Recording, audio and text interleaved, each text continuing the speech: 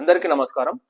FIDE chess championship women's కు సంబంధించిన పోటీలు ప్రెసెంట్ గా జార్జియాలో జరుగుతున్నాయి. సో ఈ పోటీల్లో ఫైనల్ కు ఇద్దరు భారతీయ చెస్ క్రీడాకారులు వెళ్ళడం నిజంగా చాలా శుభ పరిణామం, చాలా గర్వకారణం.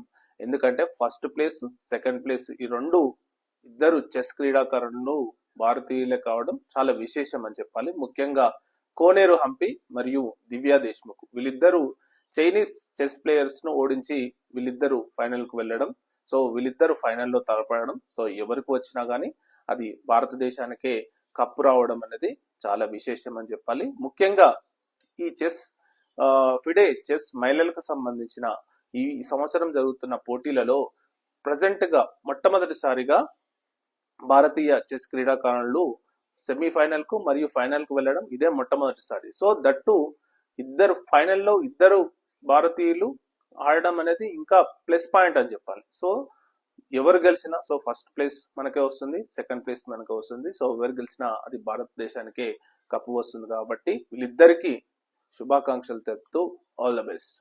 Thank you.